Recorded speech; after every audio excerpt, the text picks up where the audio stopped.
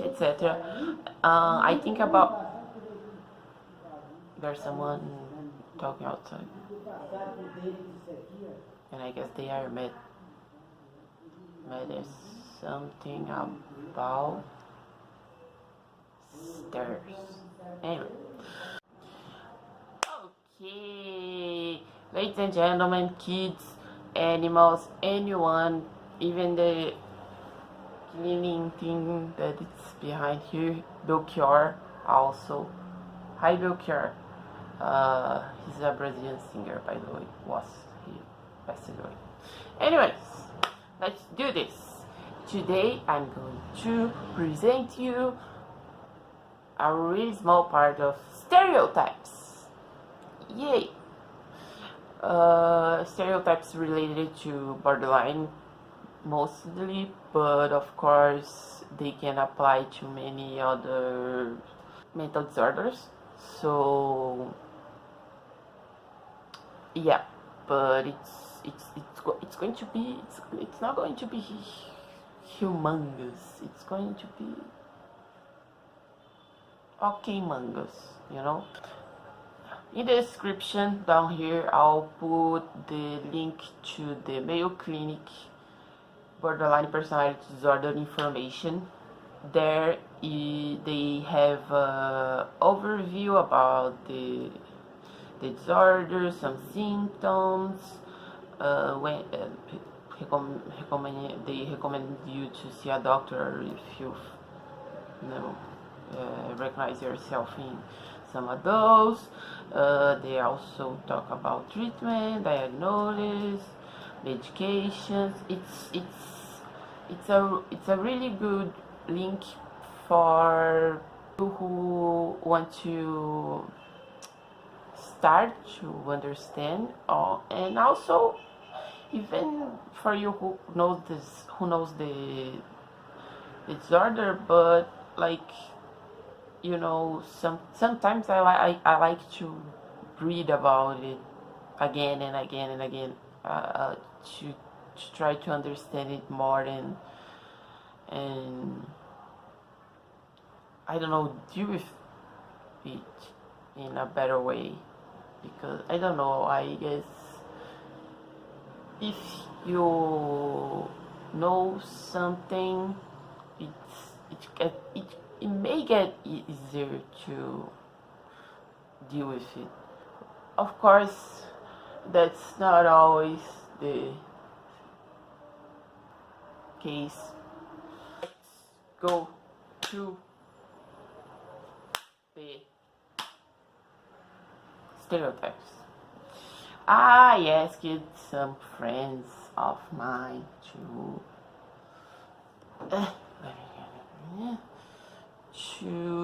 send me some. You don't know where I'm looking at, do you? I'm so shit. Okay, so I guess that's better. Okay, so I received some answers because I published on my Instagram asking what is the first thing you think about when you listen to the word borderline related to the disorder, not like borderlines. And well, first response actually was a question, and the question is, what can I do not to trigger someone? And well, nothing. Sorry. I'll try to explain it like quickly. I guess you can know the person, but like also the person has to trust you to, you know, tell you stuff that maybe can be related to triggers. So yes, that's it. But when you don't know someone well enough, if you can't like be open and ask, you know, what is your what kind of things can trigger you? If you are not close enough, and if you are not close enough, please don't do that. It's I imagine it that I'm not talking for everyone, I'm talking for myself. I feel I really like the question, but at the same time scares me, because telling people my triggers at the same time that my help also can make me more vulnerable, you know? It's true. Like, asking, it's a really nice gesture you can make to show your empathy, and that you are really trying to understand and to help, and to, or at least not make you worse. So asking in a really, you know, smooth way. You don't go, "Oi, mate, what's your triggers, huh? Can you tell me?" Don't do that. Just be nice. Be polite. Politeness, it's a really underrated thing, you know. I love politeness. Anyway, second answer to my question. Yes. What's the first thing you think when you listen to the word borderline? I always imagine someone in the spot, but I guess it's because of the term borderline. I can only, because it's true. It's so true.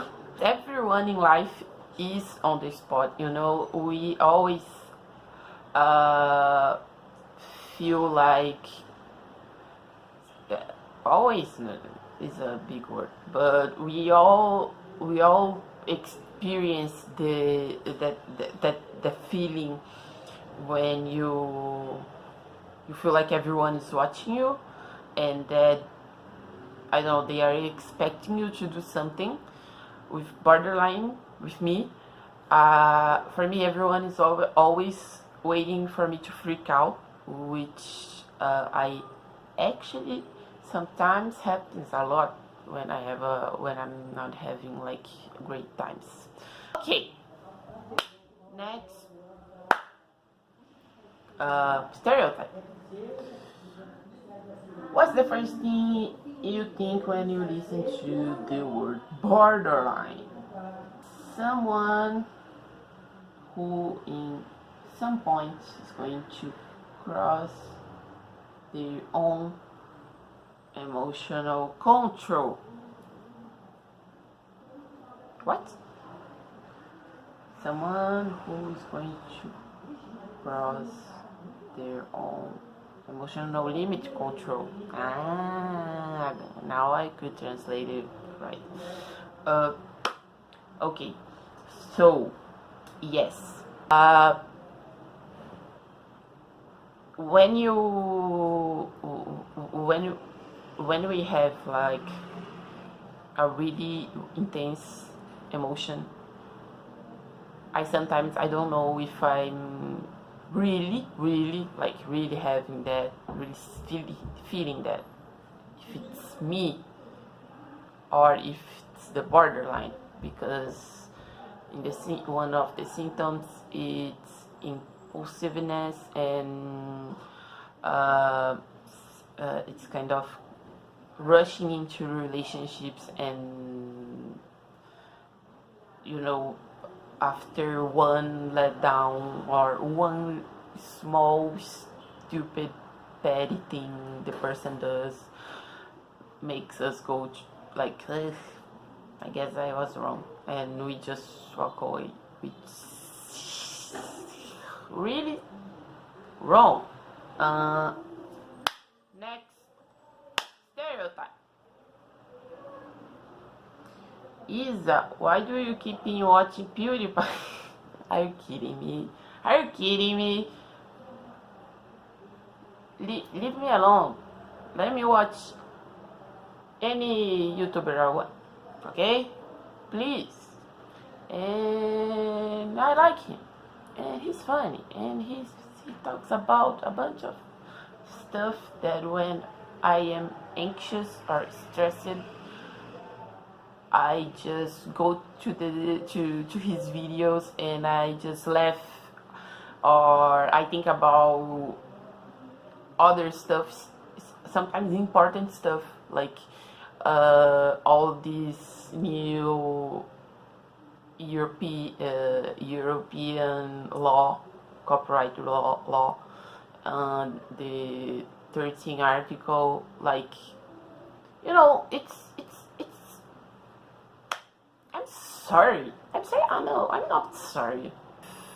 We feel too much. We are. I don't know. We are the emos of the the mental disorders.